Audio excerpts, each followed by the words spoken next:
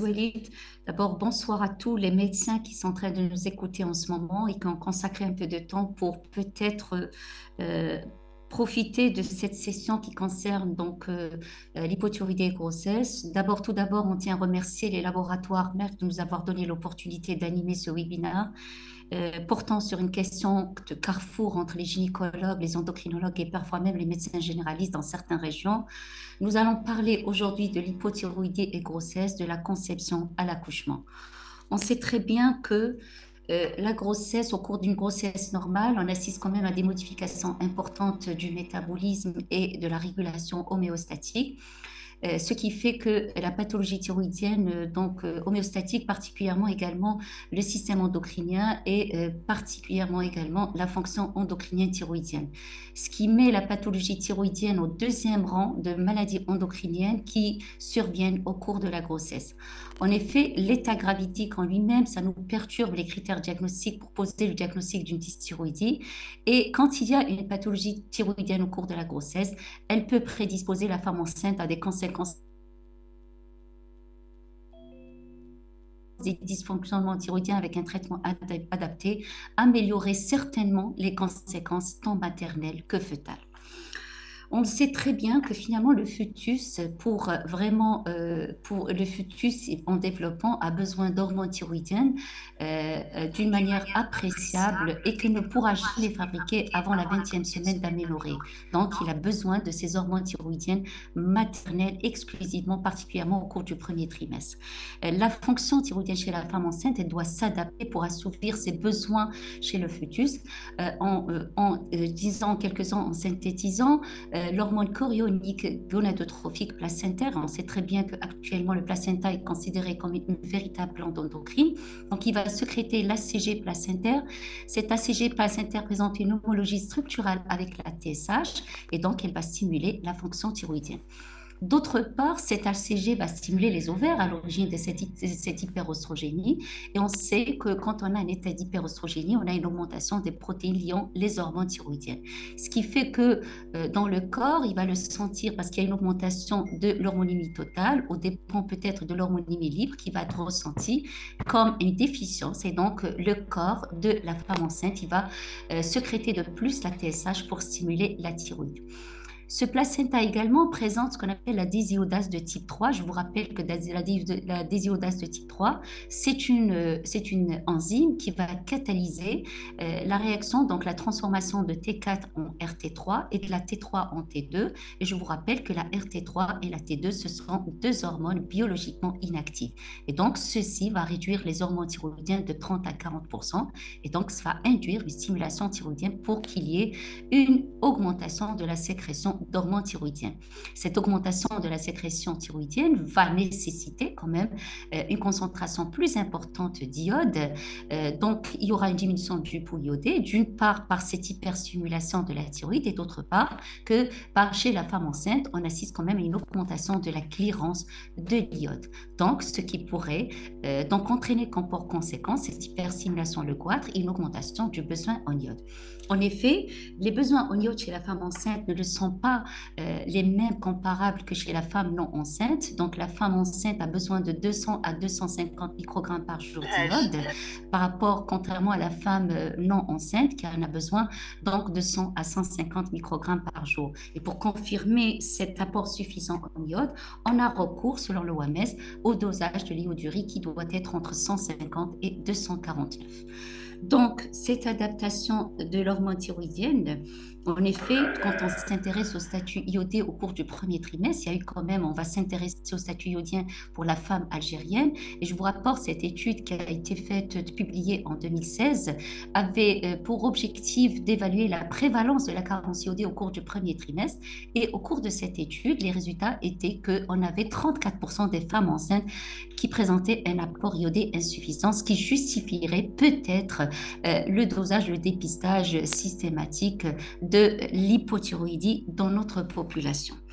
À côté de ça, qu'est-ce qui se passe? Je vous ai dit, cette augmentation de TBG, elle est très importante au cours du premier trimestre. Vous voyez après cette augmentation très rapide, à peu près jusqu'à la 16e semaine, qui est concomitante à l'augmentation de la T4. Vous voyez, donc vous allez avoir un taux de T4 qui va s'élever à cause de cette augmentation de la TBG, particulièrement à la 16e semaine d'aménorrhée, ce qui nous renvoie à dire qu'on doit disposer de plages de référence pour la T4 totale et la T3 totale selon les termes de la grossesse. En effet, les limites supérieures pour la T4 et la T3 totale sont augmentées d'environ 50% après 16 semaines de gestation. Et je vous rappelle qu'avant 16 semaines de gestation, il y a une augmentation graduelle de la T4 et la T3.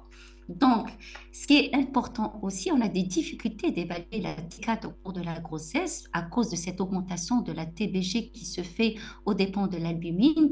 Alors, l'évaluation technique reste difficile. Ce qu'on dose, c'est-à-dire les moyens qu'on utilise pour doser la T4, c'est plutôt un direct analogue immunohistochimique qui est rapide et automatisé. Mais il faudra privilégier des méthodes plus précises, chromatographie en phase liquide avec spectrométrie de masse. Je vous rappelle que ce sont des méthodes qui sont chronophages, qui sont coûteuses et qui ne sont pas disponibles dans tous les pays. Entre 7 et 16 semaines, on pourra calculer l'index de la T4 libre. Je vous rappelle que la T4 dans le sang, elle est sous forme libre. Généralement, l'index de la T4, il est à peu près 0,03 de la T4 totale. En deuxième partie, on pourra se contenter de la T4 totale avec les autres hormones thyroïdiennes quand on va voir au cours de cette présentation. Alors, quant à la TSH, vous voyez très bien, on a ce qu'on appelle l'image en miroir entre l'HCG et la TSH. Plus l'HCG augmente, plus la TSH est freinée. Et vous voyez, au pic d'HCG, qui correspond à peu près à 100 000 unités, on assiste quand même à une freinabilité maximale de la TSH. Donc, une TSH basse au cours de la grossesse ne signifie en aucun cas le diagnostic de dysthyroïdie. D'autant plus donc que la TSH, elle peut avoir des fluctuations en fonction des taux de bêta-HCG qui correspondent au terme de grossesse. Elle est également influencée par d'autres paramètres tels que le kit du dosage, c'est-à-dire vous changez de technique, vous allez avoir une TSH tout à fait différente. Elle est également influencée par l'apport en iode. En effet, dans les zones de carence iodée, on assiste à une augmentation de la TSH puisqu'on aura une sélection vraiment préférentielle de T3 par rapport à la T4 et la thyroïde, elle sera obligée d'augmenter sa synthèse, elle sera obligée d'augmenter sa captation de l'iode en faisant augmenter sa TSH.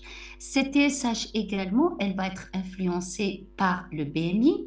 On sait que l'obésité morbide avec un BMI au-delà de 40 augmente, est en rapport avec l'augmentation de la leptine. Cette leptine, elle va entraîner une augmentation de la TSH, elle va réduire la conversion de T4 en T3 et elle va également augmenter la TBG. Donc, les sujets obèses, généralement, ont une TSH plus élevée. Également, cette TSH, on sait très bien qu'elle va s'abaisser au cours du premier trimestre, mais on ne connaît pas l'ampleur de la réduction. Eh bien, retenez une chose, que la TSH, elle peut être influencée par les différents groupes ethniques. Et vous voyez sur ce tableau que finalement, une population américaine présente une TSH, une limite supérieure de TSH à 3,60, contrairement à une population chinoise qui présente une limite supérieure à 2,30. Donc, faut-il adopter les mêmes limites de TSH, quelle que soit la population? C'est pourquoi il est intéressant ou il est primordial en quelque sorte d'avoir des normes de référence spécifiques à la grossesse, mais surtout adaptées à la population étudiée. Alors, les anciennes recommandations de l'ATA 2011 et de l'ETA 2014, ils ont fixé le taux de TSH vraiment important, le TSH convenable pour une femme enceinte à 2,5 micro-unités par millilitre, avec une limite inférieure à 0,1 pour le premier trimestre, pour le deuxième trimestre entre 0,2 et 3 micro-unités, et pour le troisième trimestre entre 0,3 et 3 micro-unités. Eh bien, l'ATA 2017, il s'accorde, et je le répète, à rechercher, ou plutôt à quantifier et avoir des normes de référence spécifiques à la grossesse pour chaque population. À savoir, c'est-à-dire ce qui a été fait dans plusieurs populations, les Américains, les Japonais, les Chinois, et puis les Australiens, et même certains pays arabes tels que l'Émirat, qui ont déjà préciser les valeurs de référence de la TSH chez la femme enceinte. Alors, en absence de ces valeurs de référence qui sont adaptées aux populations, on peut utiliser généralement une limite de TSH de 4 micro-unités par millilitre. C'est le reflet de la réduction moyenne de 0,5 micro-unités de la TSH au début de la grossesse. Par la suite, les valeurs vont se rapprocher de celles de la population générale, mais restent quand même inférieures par rapport à la femme non enceinte. Par contre, en 2023, le Royal College des obstétriciens et des généticiens adopte cette limite supérieure de TSH tout au long de la grossesse, c'est-à-dire quel que soit le terme de la grossesse. En se fixant ces critères de diagnostic, on va être en face de plusieurs profils d'hypothyroïdie. Vous voyez que on peut avoir, donc on sera en face peut-être d'une hypothyroïdie clinique vraie. Là, vous avez une TSH qui va être élevée par rapport au terme ou plus de 10 milliunités avec une FT4 basse. Heureusement qu'elle représente quand même un chiffre, une prévalence très faible, entre 0,3 et 0,5%, ce qui n'est pas le cas dans la population algérienne. Et puis, on peut avoir une hypothyroïdie infraclinique et que vous voyez, vous avez un large éventail dans la prévalence de l'hypothyroïdie infraclinique. Cela dépend si l'on considère que la TSH au-delà de 2,5 ou au-delà de 4. Retenez une chose, dans le cas d'hypothyroïdie infraclinique, la FT4 doit être normale. Et on peut se retrouver devant un troisième profil, l'hypothyroxinémie, qui se retrouve dans 1 à 2% des cas, avec c'est-à-dire une FT4 basse, mais une TSH normale. Je vous rappelle que l'hypothyroxinémie, c'est-à-dire sa FT4, pourra également avoir des difficultés à doser du fait de cette augmentation de la TBG au déprimant de l'albumine et que vous allez avoir même une diminution de la FT4 quel que soit le trimestre de la grossesse, que ce soit en premier trimestre, au deuxième trimestre ou au troisième trimestre. Donc, nous, on s'intéresse aux prévalences algériennes. Je vous ai rapporté cette étude qui a été publiée en 2016 et vous voyez, sur 270 femmes enceintes, il y a eu quand même une prévalence de 11,5 femmes hypothyroïdiennes, 3% avaient une hypothyroïdie franche et 8,5 avaient une hypothyroïdie infraclinique. Et retenez une chose, l'étiologie auto-immune reste l'étiologie la plus fréquente de l'hypothyroïdie chez la femme enceinte. Donc, pourquoi dépister ou diagnostiquer l'hypothyroïdie? Parce que la femme hypothyroïdienne est prédisposée à faire des complications materno-fœtales. Alors, concernant la mère, on peut avoir une survenue plus importante de fausses couches, d'hypertension artérielle gravidique, de césarienne, de rupture de membrane ou d'hémorragie du postpartum, telle qu'elle a été démontrée par cette étude qui a été publiée en 2014 par Ajmani, qui avait montré quand même qu'une femme hypothyroïdienne avait une prévalence beaucoup plus importante de prééclampsie, vous voyez 16,6% versus 7,8% pour une femme euthyroïdienne, qu'elle avait un risque plus important d'avortement, vous voyez 16,6% versus 0,87%, et diabète gestationnel, vous voyez 8,3% versus 0,58%. Et quand on s'intéressait au mode de délivrance, eh bien, on avait remarqué que la césarienne, elle était très fréquente chez la femme hypothyroïdienne et souvent la cause, c'est pour détresse respiratoire.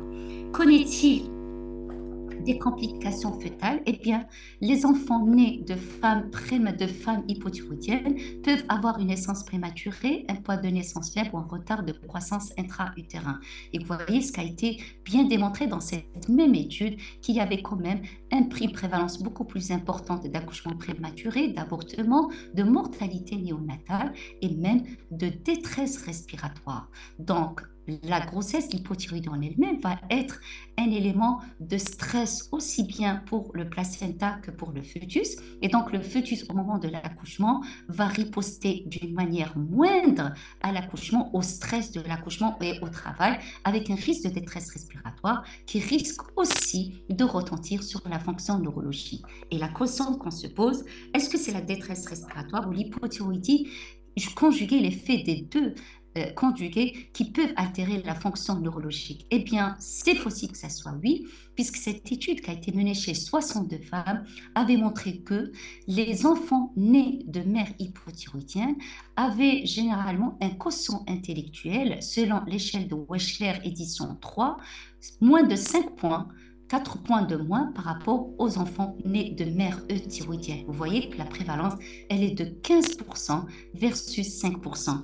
Et quand on s'est intéressé sur les 62 femmes, eh bien, on avait remarqué que 48 femmes n'avaient pas été traitées par la lévothyroxine. Et donc, il y avait une prévalence d'une réduction du quotient intellectuel de 19% chez les femmes non traitées versus 0% quand les femmes étaient traitées. Donc, à travers ces études, nous avons vraiment démontré que quand il s'agit d'une hypothyroïdie vraie, on n'a aucun souci. On sait qu'il y a des complications materno-fœtales et on sait qu'il y a également un bénéfice du traitement au cours de la grossesse, puisqu'a été démontré par cette étude qui avait montré que le risque de fausse couche augmentait proportionnellement au degré de la TSH. Vous voyez cette étude, plus la TSH augmente, plus le risque de fausse couche. Donc, le bénéfice du traitement par la lévothyroxine est indéniable au cours de la grossesse quand il s'agit d'une hypothyroïdie patente.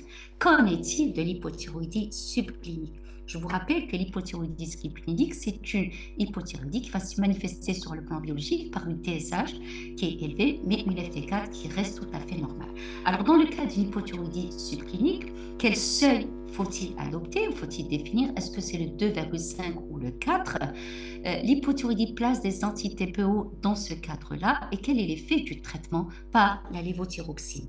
Est-ce qu'il y a des complications liées à cette hypothyroïdie subclinique, à savoir les fausses couches, les accouchements prématurés ou les altérations du développement neurocognitif de l'enfant?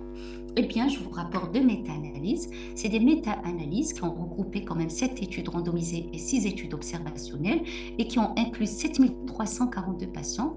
Cette méta-analyse avait conclu que, en traitant les patients par la lévothyroxine, les patients présentant une hypothyroïdie subclinique, on réduisait le risque de fausse couche et de mort néonatale, mais on n'améliorait pas les issues obstétricales ou le développement cognitif. Alors, ces résultats ont été également corroborée par cette deuxième méta-analyse qui a été publiée une année après, mais celle-ci a regroupé quand même 9 études randomisées et 13 études de cohorte et qui avait inclus plus de 11 000 patients. Alors, quelle est la conclusion de cette méta-analyse? C'est que le traitement par la LT4, certes associé à une réduction de certains risques tels que accouchement prématuré, fausse couche, hypertension gravidique et diabète gestationnel, mais qualité de preuve reste faible. Et sur les analyses séquentielles, les résultats restaient insuffisants et peu concluants. On s'est attardé également de voir, vous voyez que c'est normalement quand il s'agit d'une hypothyroïdie avec une TSH au-delà de 4 milliunités, peut-être que le traitement par la lévothyroxine reste vraiment peut-être envisageable. Mais qu'en est-il pour les patients qui présentent une hypothyroïdie vraiment infraclinique avec les anciens critères entre 2,5 et 4 et présentant des anticorps anti-TPO positifs? Eh bien, cette étude qui avait qui avait intéressé 2 groupes de patients comportant un nombre égal de patientes, à savoir 476 femmes qui présentaient les mêmes caractéristiques, des antécédents de fausse couche avec des anti-TPO positifs. Un groupe a été traité par lévothyroxine et un groupe par placebo. Le critère primaire, c'était plutôt le nombre de naissances vivantes au-delà de 34 semaines. Eh bien, il n'y avait pas de différence sur les issues obstétricales et néonatales. Alors, cette étude a été également confirmée ou confortée par la deuxième étude qui avait concerné également des femmes avec des anti-TPO positives et 2 antécédents de fausse couche au moins. Eh bien, il n'y avait pas également d'effet indésirable rapporté. Donc, à la lumière de ces données, plusieurs recommandations ont été adoptées.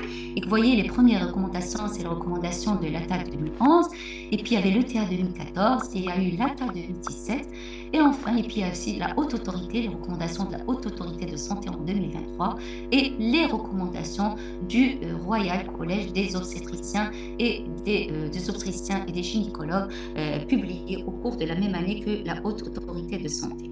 Alors, on sait très bien que les recommandations de l'ATA 2014 donc nous renvoient vers une indication des traitements par lévothyroxine si une TSH au-delà de 2,5 milliunités par litre. Par contre, les recommandations de l'ATA 2017 nous renvoient vers une indication des traitements par lévothyroxine en fonction de certains critères. Vous voyez, il y a plusieurs intervalles et qu'on va voir au fur et à mesure au cours de cette présentation.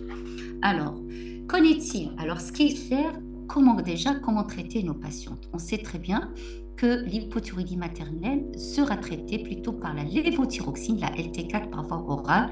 La T3 ne doit être en aucun cas utilisée pendant la grossesse puisque la T3 ne passe pas la barrière transplacentaire.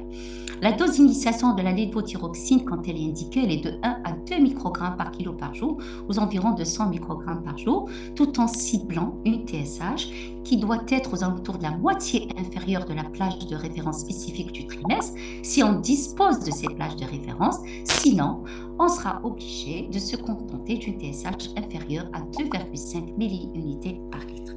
Alors, comment traiter nos patients?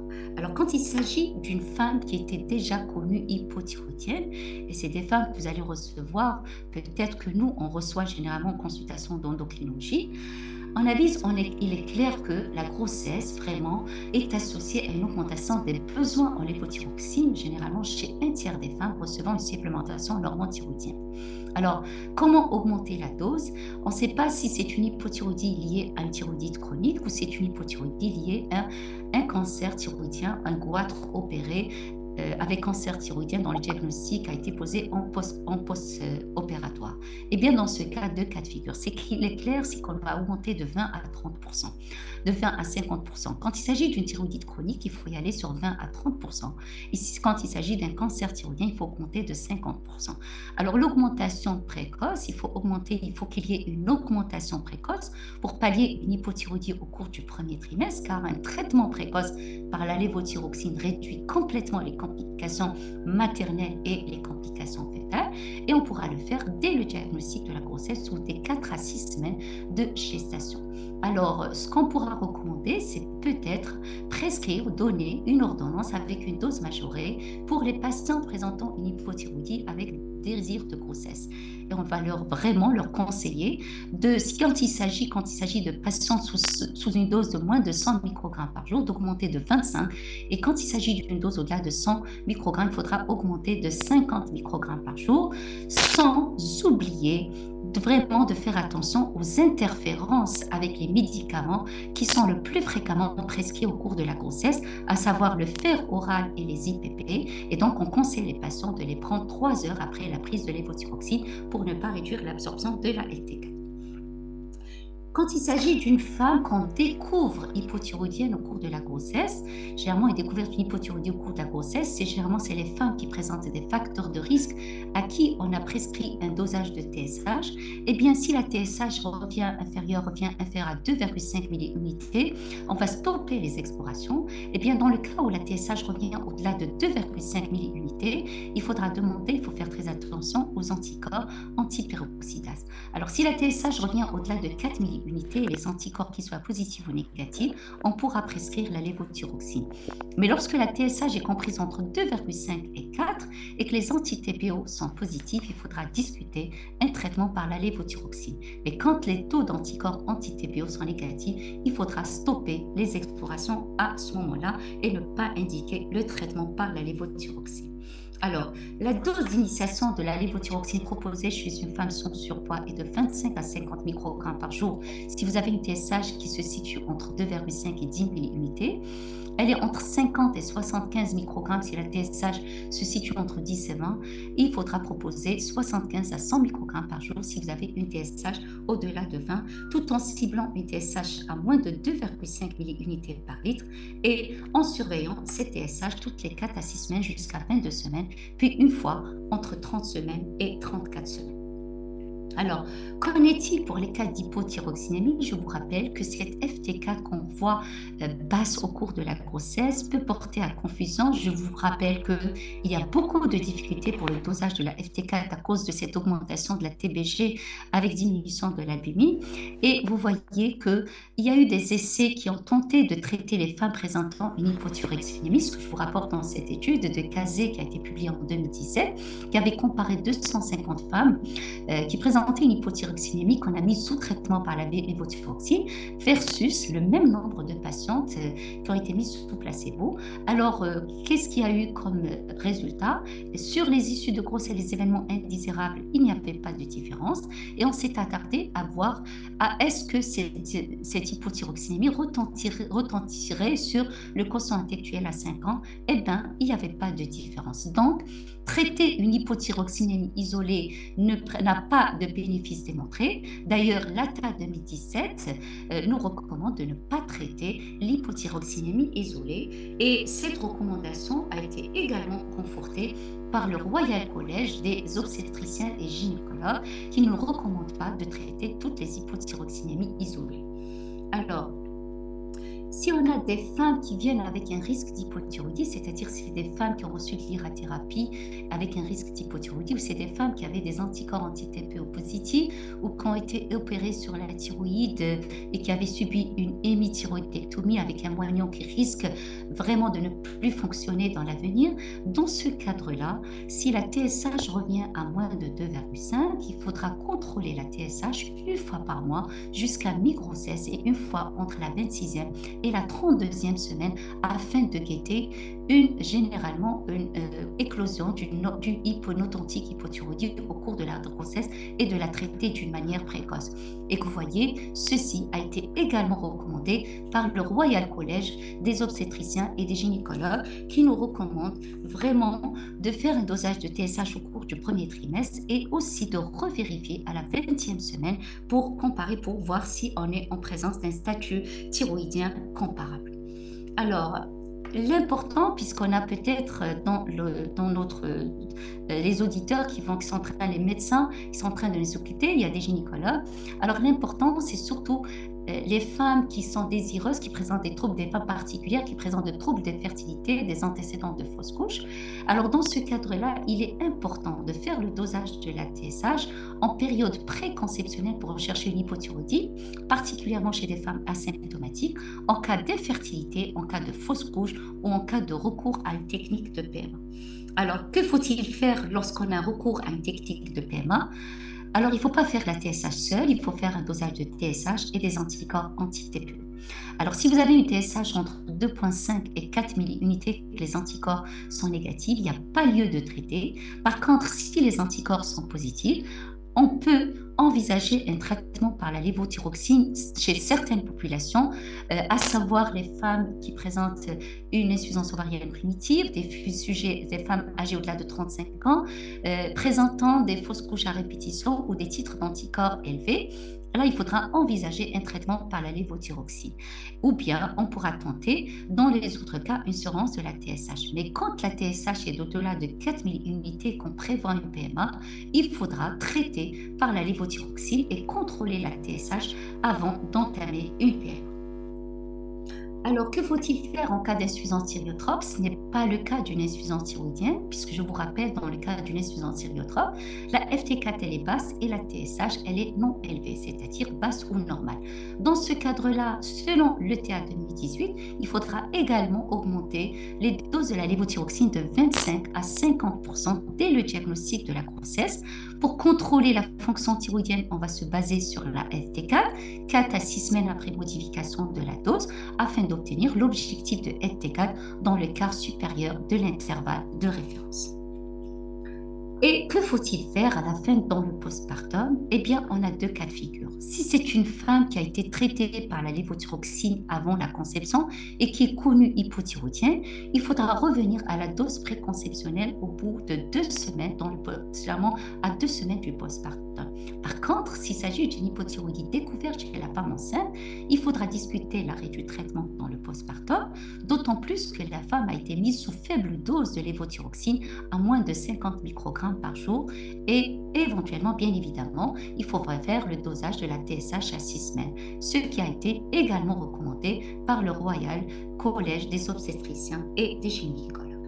Alors, l'important lorsqu'on est en phase d'hypothyroïdie, donc on est obligé de traiter l'important, mais il faut y aller en amont de diagnostic de l'hypothyroïdie. Pour cela, il faut y aller sur un dépistage. Alors, la question qui se pose jusqu'à l'heure actuelle, faut-il y aller sur un dépistage universel ou un dépistage ciblé? Alors, les recommandations du Royal Collège des obstétriciens et des gynécologues optent pour un dépistage un dépistage ciblé, c'est-à-dire qui va prendre en considération certains facteurs de risque, à savoir les femmes qui ont des antécédents personnels de dysthyroïdie, d'auto-immunité thyroïdienne, de goitre, de TT1 ou maladie auto-immune, de radiothérapie, de chirurgie thyroïdienne, de fausse couche ou de prématurité, d'infertilité ou de grossesse antérieure multiple, ou bien c'est des femmes qui présentaient des antécédents familiaux de maladies auto-immunes thyroïdiennes ou dysfonction thyroïdienne.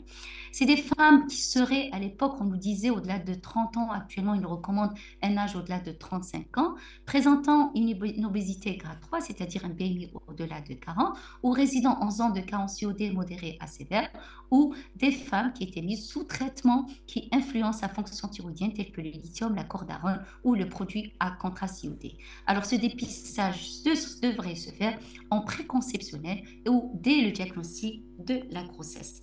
Et ce que je vous propose, pourquoi pas dans un bilan prénuptial, puisqu'on a tout un bilan vraiment à demander chez la femme avant le mariage, puisqu'on sait très bien, en particulier la femme algérienne, dès qu'elle se marie, elle sera tentée de faire une grossesse. Pourquoi ne pas tenter de faire un dosage de TSH bien avant le mariage? Il sera prescrit vraiment dans l'arsenal des examens complémentaires. Alors, généralement les messages importants à la fin de cette présentation, et j'espère que je l'ai bien démontré, que la supplémentation en iode en préconceptionnel et durant l'allaitement, il est important. Il faudra préparer et informer les patients sur l'hypothyroïdie de l'augmentation du traitement de 30% des diagnostics de grossesse. Il faudra proposer de traiter dès que la TSH est au-delà de 4000 unités avec un objectif de TSH à moins de 2,5. Il faudra discuter le traitement entre 2,5 et 4 de TSH anti-TPO dans des conditions particulières, notamment dans le cadre de PMA. Revenir au traitement antérieur après l'accouchement, tenter d'arrêter un traitement nouvellement introduit après l'accouchement. Et puis le meilleur moyen, c'est la prévention, reste le meilleur moyen. Il faudra faire le dépistage en préconceptionnel et pourquoi pas en prénuptial.